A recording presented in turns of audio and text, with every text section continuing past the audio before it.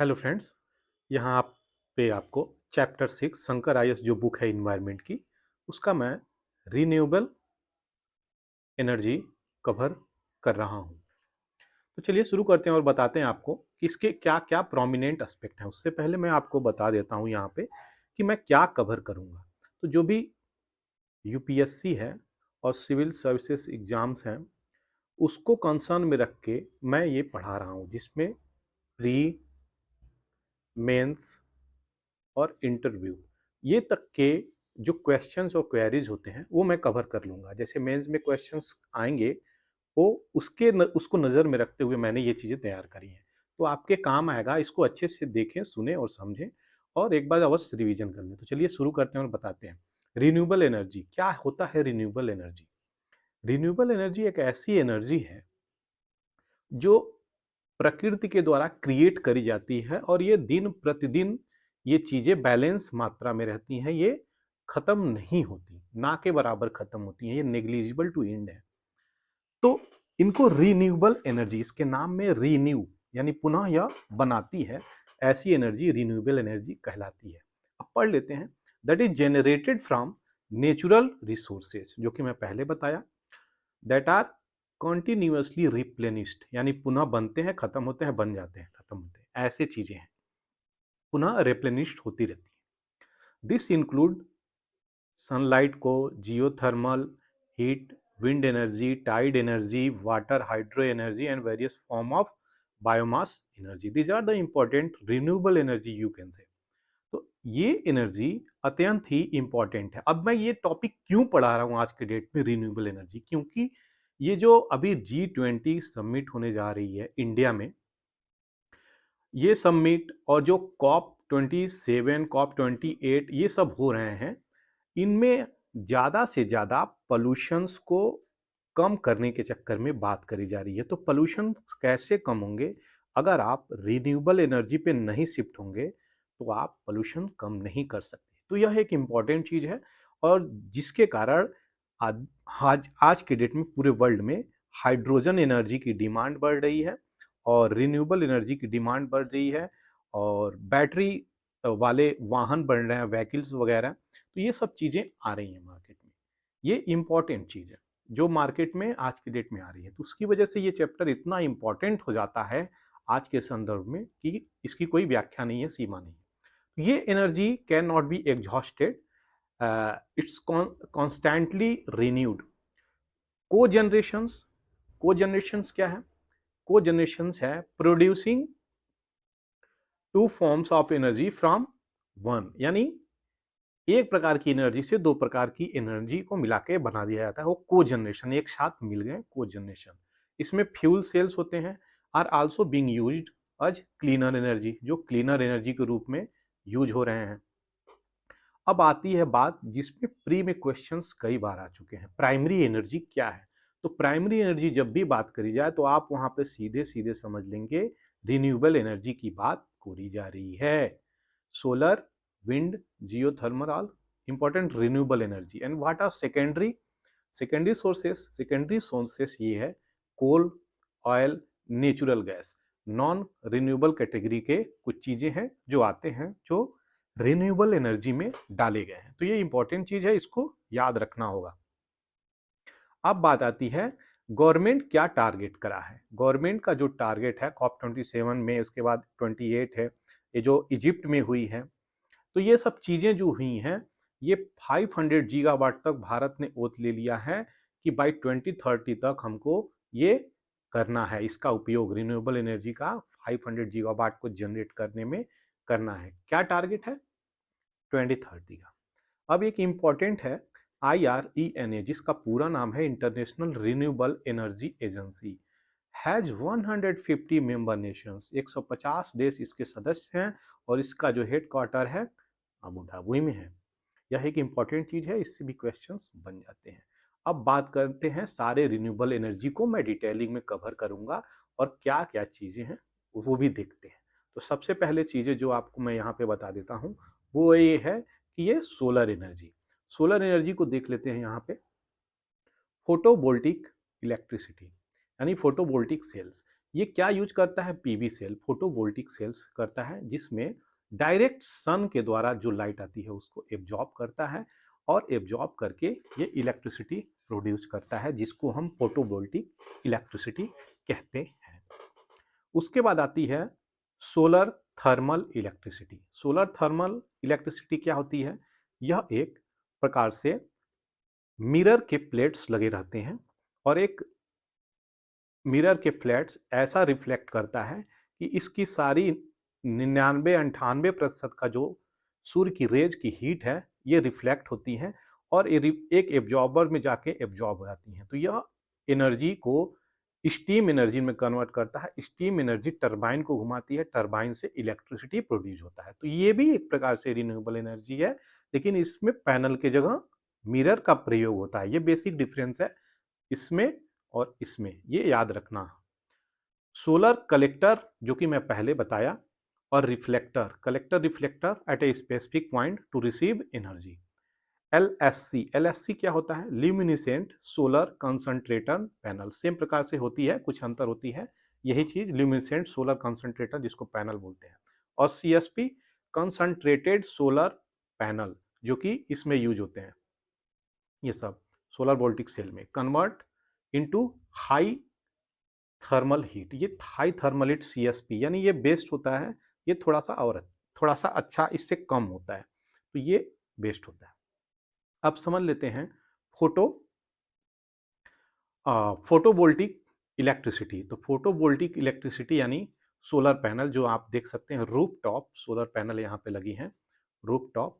तो ये solar panel यानी सूर्य की जो किरणें हैं यहाँ पे आएंगी और बैटरी से कनेक्टेड है, घर के सारे एनर्जी सस्टेनेबल एनर्जी से चलेंगे। तो ये टारगेट है बड़ी अच्छी, और रूफ टॉप जो इंडियन गवर्नमेंट कंप्लीट कर रही है, और इसमें एक अच्छी बात है कि हम लोग इसकी तरफ अग्रसर हो रहे हैं, जिससे हम लोगों का पोल्यूशन स्तर हमारे कंट्री में इसके ग्राफ को और नीचे लेके जाएगा। तो पोल्यूशन जैसे उसका ग्राफ कम होगा, हम लोग रिन्यूएबल एनर्जी की तरफ बढ़ेंगे। तो ये इंपॉर्टेंट चीज़ है। अब बात आती है प्रोमिनेंट, कि जो पैनल मैं आपको बता रहा था वो क्या है। ये देखिए, ये सन के रेज जो इस पे पड़ते हैं ये रिफ्लेक्टर का काम कर रहे हैं, रिफ्लेक्ट होके कहीं और चले जाएंगे। ये कलेक्टर का काम होते हैं जो स्टोर होती है।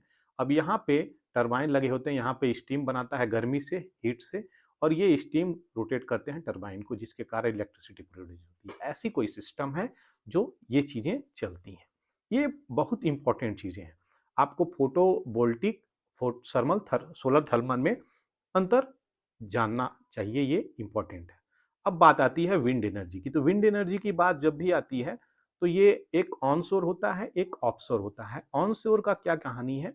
यह मान लीजिए अगर ये अपना मेडिटेरेनियन सी है, तो ये मेडिटेरेनियन सी के इधर जो भी चीज़ें हैं ये ऑनशोर पे विंड लगी हैं, यानी ऑनशोर लैंड पे जो चीज़ें हो गई हैं वो ऑनशोर हो गई, और जो ऑफशोर हो गए हैं वो समुद्र के बीच में आसपास कहीं भी फ्लोट कर रही हैं, उस सिस्टम को ये ऑफशोर बोलते हैं, यानी लैंड को छोड़ के बीच में, तो ये ऑफशोर हो जाती हैं। अब इसमें क्या क्या रिक्वायर्ड है, इसकी रिक्वायरमेंट क्या क्या है? सबसे पहले तो इसमें विंड स्पीड की ज़रूरत होती है। विंड में स्पीड होगा, जो ये रोटेट कर रही है, ग्राफिक्स में लगाया हूँ, ये रोटेट कर रही है, तो इसके कारण ये टरबाइन को घुमाती है और एनर्जी क्रिएट होती है। इसमें ब्लेड रेडियस होता है जो मैं दिखा रहा हूँ, एयर डेंसिटी होती है ऑन रोटर। तो ये सब चीज़ें इंपॉर्टेंट है जिसके कारण वहाँ पे एनर्जी क्रिएट होती है। लेकिन अब इतने बड़े रोटर इसमें लगा दीजिए, तो जिसमें मान लीजिए बर्ड्स हो गई और भी उड़ने वाले कई सारे पक्षी हो गए, तो ये आके इसमें लड़ते हैं और उनकी जानें चली जाती हैं। तो कुछ डिमेरिट्स भी हैं, बट छोटी छोटी डिमेरिट्स को कंसीडर कर सकते हैं, लेकिन प्रोमिनेंट जो एस्पेक्ट है बेनिफिट बेनिफिट ही देके जाते हैं। गुजरात के पास क्या है? मैक्सिमम पोटेंशियल है, लेकिन तमिलनाडु के पास क्या है? लार्जेस्ट इंस्टॉल्ड कैपेसिटी है। किस चीज की? विंड एनर्जी की। गुजरात के पास पोटेंशियल अधिक है लेकिन वहां पे इंस्टॉल्ड नहीं है, लेकिन तमिलनाडु के पास क्या है? इंस्टॉल्ड कैपेसिटी है, यानी इंस्टॉल्ड है तमिलनाडु के पास। हाइड्रो पावर देख लेते हैं। हाइड्रो पावर बहुत ही इंपॉर्टेंट है। हाइड्रो पावर ये हाइड्रो पावर आपको जो भी जल से बिजली का उपयोग होता है उसके लिए ये हाइड्रो पावर होती है, और ये बहुत ही चीपेस्ट क्लीनेस्ट एनर्जी मानी जाती है। और इस एनर्जी की ये एक आप कह सकते हैं इश्यू है कि यह सोशल एस्पेक्ट को, यहाँ पे देख लीजिए, सोशल इश्यूज को हमेशा बीच में लाता है। यानी social issue associated with the big dam, जो भी डैम वगैरह बनाते हैं, इम्पाउंड करते हैं नदी पे हम लोग, तो रिवर पे जैसे ही कोई रिवर पे हम लोग कुछ डैम बनाएंगे और रिजर्वायर रोकेंगे यहाँ पे पानी को, तो ये पानी यहाँ तक फैलेगा, ये अपनी विड्थ को बढ़ा देगा। तो आसपास के जो विलेज एरिया होंगे, सेटलमेंट होंगे, ये जाहिर सी बात है विलेज एरिया को क्या करेगा, इम्पाउंड करेगा, डुबा देगा, फ्लड एरिया बना देगा। तो यहाँ के लोग रीसेटलमेंट के लिए कहाँ शिफ्ट होंगे, इस साइड होंगे, इस साइड होंगे, जंगल की ओर जाएंगे, कहीं और सेटलमेंट होंगे, या भाग के कहीं और चले जाएंगे। तो ये एक इम्पॉर्टेंट चीज़ है। तो क्या इनको इस एरिया में इनका जो राइट्स है, खास करके मान लीजिए एसटी कम्युनिटी अगर है इस एरिया में, तो इसको कहाँ कहाँ रिहेबिलेट कर रही है गवर्नमेंट, कंपनसेशन दे रही है कि नहीं, उनका हेल्थ देखा जा रहा है कि नहीं, उनके कल्चर को देखा जा रहा है कि नहीं, रिलीजन को देखा जा रहा है कि नहीं, उनके राइट्स एंड रिचुअल के बारे में गवर्नमेंट सोच रही है कि नहीं, उनकी अपनी पर्सनल डिमांड होती हैं, उनकी अपना पर्सनल नीड होती हैं। तो एसटी कम्युनिटी की बहुत सारी चीज़ें इश्यू आ जाती हैं। तो जब भी कोई नदी बनती है तो सोशल इश्यू क्रिएट होके आती है। अब टाइप्स क्या देखा जाए, हाइड्रो पावर के टाइप्स। हाइड्रो पावर के टाइप्स में इम्पाउंडमेंट होती है, जो कि मैं पहले बताया, अगर रिवर बन रही है ये, तो वो सिस्टम यहाँ पे जो मैं बता रहा हूँ ये वही है। और डाइवर्जन करने के लिए भी बनती है, कैनाल बन जाती है, पेन स्टॉक छोटे छोटे, और पंप्ड स्टोरेज भी बनते हैं पानी को पंपिंग करने के लिए। तो pumping water low reservoir to high reservoir में पंपिंग वाटर के लिए ये बनाई भी जाती हैं। ओशियन थर्मल एनर्जी क्या होती है, ओशियन की जो गर्मी होती है, ओशियन जो मान लीजिए ये पैसिफिक ओशियन है, अगर ये पैसिफिक ओशियन है तो जो सन का रेज है, जो सन का रेज है वो प्रॉपर पड़ती है, तो पानी तो एक एक लेयर में, एक एक लेयर में अलग अलग टेम्परेचर पे गर्म रहती है, अलग अलग टेम्परेचर पे गर्म रहती है। तो पानी की जो डेप्थ है अलग अलग टेम्परेचर पे गर्म होती है। तो जो वेव बना के लाती हैं, उस वेव बना के उस एनर्जी से हम लोग क्या करते हैं, एनर्जी क्रिएट करते हैं। यानी जो टाइड्स होती हैं उससे भी हम लोग एनर्जी को क्रिएट कर रहे हैं। यानी जो भी सी वेव्स हैं उससे हम लोग क्या कर रहे हैं, आराम से एनर्जी क्रिएट कर रहे हैं। तो वेव एनर्जी, टाइडल एनर्जी, इस एनर्जी का इस्तेमाल करके ओशियन थर्मल एनर्जी को बोला गया है। अब बात आती है बायोमास की। तो बायोमास देख लेते हैं यहाँ पे। बायोमास भी बहुत इंपॉर्टेंट है। बायोमास का उपयोग आज के डेट में बढ़ चुका है, जिसके कारण कई प्रकार से इसका मास उपयोग हो रहा है। सबसे पहले समझ लेते हैं कि होता क्या है ये बायोमास, क्योंकि बायोमास नहीं समझेंगे तो आगे की चीज़ें बिल्कुल समझ में नहीं आएंगी। तो ये ऐसी चीज़ें हैं जो डिराइव करती है कहाँ से, carbonaceous waste of various human and natural activity. यानी नेचुरल एक्टिविटी या ह्यूमन एक्टिविटीज के द्वारा ये डिराइव्ड होती हैं। अब ये क्या होती हैं बायोमास, सोर्सेज हैं क्या इसके, तो सोर्सेज इसकी ये हैं कि agro forestry, timber industry, agricultural crop, grassy, woody plants, residue from the agricultural और forestry land, oil, algae, organic component of the municipal and industrial waste. तो ये सारे वेस्ट को हम लोग क्या बोल रहे हैं, बायोमास बोल रहे हैं। बर्निंग बायोमास क्या कर रही है, रिलीज कर रही है क्या, amount, same amount of the carbon dioxide, same amount of the carbon dioxide जैसे जितना कि फॉसिल फ्यूल।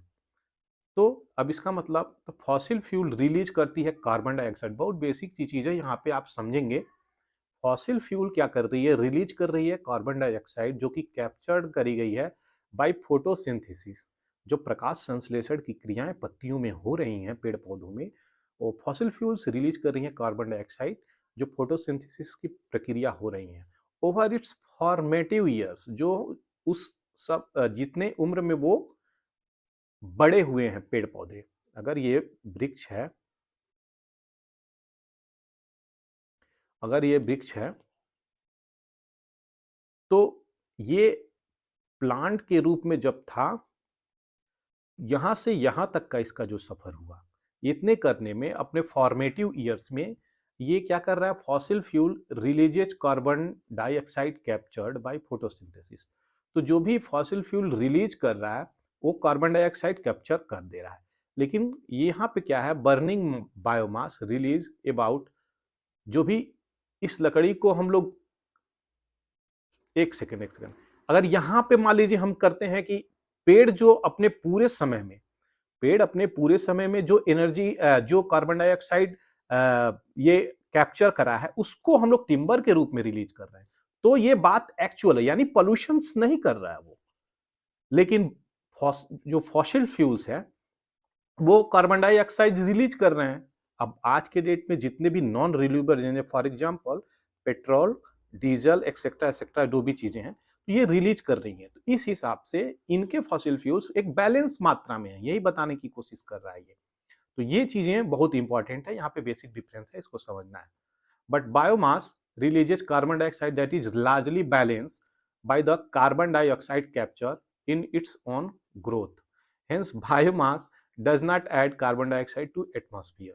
तो बायोमास जो होती है पेड़ पौधे की, वो क्या करती है, डज नॉट ऐड, यहां पे देखिएगा मैंने मेंशन किया हुआ है यहाँ पे, ये does not add carbon dioxide to the atmosphere as it absorb the same amount of carbon dioxide। तो पेड़ का जो बात है वो बैलेंस है, लेकिन ये फॉसिल फ्यूल जो है वो दिक्कत कर रही है।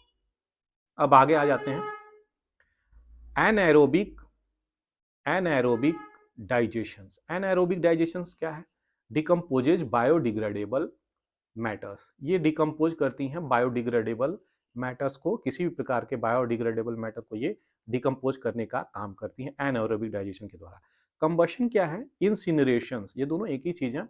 प्रेजेंस ऑफ एयर, अगर हम लोग कोई जलाते हैं तो ये कंबशन और इंसिनरेशन में आती है। इंसिनरेशन पे यूपीएससी ने 2-3 बार तो प्रश्न कर ही डाले हैं, और ये स्टेट पीसीएस के फेवरेट टॉपिक्स भी होते हैं। जैसे कि पूछ देगा इंसिनरेशन का मतलब क्या होता है, या फिर क्या होता है इंसिनरेशन में। पायरोलिसिस और गैसिफिकेशंस ऑलमोस्ट एक चीज है। अब्सेंस ऑफ एयर में इसको हीट किया जाता है, तो ये क्या होता है, पायरोलिसिस और गैसिफिकेशंस। ये बहुत इंपॉर्टेंट एस्पेक्ट है। को जनरेशन, को जनरेशन क्या है, एक कंबाइंड हीट पावर को को जनरेशन बोला जाता है। को मतलब एक साथ, जनरेशन मतलब कोई चीज क्रिएट करना। तो एक साथ कोई चीज हम लोग क्या करते हैं, क्रिएट करते हैं दोनों को मिला के, तो उसको को जनरेशन नाम दिया जाता है। यह पूरा करता है क्या, हीट और पावर को, हीट और पावर दोनों मिला के करता है। और कॉस्ट सेविंग होती है, सबसे बड़ी बात यह है, चीप होती है। सबसे ज्यादा इसका उपयोग कहाँ पे हो रहा है, आंध्र प्रदेश लीडिंग पावर है। तो ये है कंबाइंड हीट पावर को जनरेट करता है। वेस्ट मटेरियल से हम लोग एनर्जी कैसे बना सकते हैं, इस पर भी आज के डेट में, इस 21st सेंचुरी में बहुत ज़्यादा चर्चा हो रही है। तो यह एक इम्पॉर्टेंट चीज़ है, कैसे हम लोग वेस्ट को जनरेट जो कर रहे हैं उसको एनर्जी के रूप में अगर हम लोग यूज करने लगे तो हम लोगों का पॉल्यूशंस बहुत तीव्र गति से डाउन होगा और एयर पॉल्यूशंस कम हो जाएगा। तो ये चीज़ें हैं। लैंड अगर फिल करना हो, land fills generate clean power is a challenging. क्या कह रहा है, लैंड फिल्स, जो हम लोग लैंड वैंड रखते हैं उसको, land fills generate clean power is challenging. तो ये चैलेंज कर रहा है उस चीज़ को कि हम लोग जो भी वेस्ट एनर्जी को लैंड में फिल कर रहे हैं और वो लैंड के अंदर बाद में रिसीड कर रहे हैं, तो उससे एनर्जी हम लोग अगर लेना चाहते हैं तो ले तो सकते हैं, लेकिन उसको ऐसे पैकेज में रखें जो वेस्ट एनर्जी है वो अंदर रिसीड ना करे, अंदर वो पेंट्रेट ना करे और पॉल्यूट ना करे ग्राउंड वाटर को। जब ग्राउंड वाटर के टेबल तक वो पहुंच जाएगी तो हम लोगों के पीने के पानी को और ज़्यादा दिक्कत देगी, पॉल्यूट करेगी। मेजर कॉन्स्टेंट क्या है फेस्ड बाय इंडिया, क्या क्या प्रॉब्लम्स हैं बेसिकली कह सकते हैं। चॉइस ऑफ टेक्नोलॉजी, हम लोगों के पास चॉइसेस ऑफ टेक्नोलॉजी कम है, हाई कॉस्ट है और इम्प्रॉपर सिग्रीगेशन है। सिग्रीगेशन का मतलब मान लीजिए ग्रीन, ब्लू और रेड, अगर 3 चीज़ दी हैं तो ग्रीन मान लीजिए नेचुरल हो गया, ब्लू पैकेज, रेड कोई और चीज़। तो ये जो भी हम लोग गार्बेज है वो गीला गार्बेज हो गया, अलग कलर में हम लोग कर रहे हैं, ब्लू अलग और मेडिकल वेस्ट को अलग और इलेक्ट्रॉनिक गैजेट को अलग। तो ये अलग अलग प्रकार से हम लोग सिग्रीगेट करेंगे, अलग अलग प्रकार से, मतलब सेपरेट, सिंपल भाषा में बोले सेपरेट करेंगे। लैक ऑफ पॉलिसी सपोर्ट भी अब गवर्नमेंट्स में है, जिसके कारण हम लोग समस्याओं से जूझ रहे हैं। What is geothermal energy? This is one of the most important topic, geothermal energy. तो जियोथर्मल एनर्जी की जो चीजें हैं वो हम लोग देखेंगे। ये ऑरोजेनिक रीजन में होते हैं। ऑरोजेनिक रीजन्स में जियोथर्मल एनर्जी होती है। क्यों? क्योंकि इनके नीचे कहीं से कहीं कई प्रकार के, मान लीजिए रेडियो एक्टिव एलिमेंट्स हो सकते हैं, लावा हो सकती हैं, वॉल्केनिक प्लेट्स हो सकती हैं, तो बहुत प्रकार से चीज़ें जियो जहाँ से इसको हीट मिल रहा हो। अब अब ये लेयर है, यहाँ पे इसकी टेम्परेचर अलग है और नीचे इसके रेडियो एक्टिव एलिमेंट्स हैं, यूरेनियम है, जो इसको मान लीजिए एक्टिवेट कर रहे हैं और यहाँ पे हीट पहुँच रही है, या फिर लावा है, मैग्मा है, कुछ है जो इसको हीट करिए। तो ये कुछ चीज़ें ऐसी हैं जो ये हो सकती हैं, साइंटिस्टों का मानना है। तो जो इसको हीट देती हैं ये जियोथर्मल एनर्जी हो जाती हैं। अब ओरोगेनिक रीजन कौन कौन सा रीजन है ये हम यहाँ पे देखेंगे। वो है सबसे पहले हिमालयन का जियोथर्मल प्रोविंसेस, जो भी हिमालय का रीजन है उस रीजन में। उसके बाद नागा लुसाई जियोथर्मल प्रोविंसेस, फिर Andaman Nicobar island geothermal provinces. ये सब चीज़ें हम लोग इंडिया में देख सकते हैं। नॉन ओरोजेनिक रीजन, जो हिमालयन का बेल्ट है, उसको अगर छोड़ दिया जाए तो नॉन ओरोजेनिक बेल्ट कहलाता है।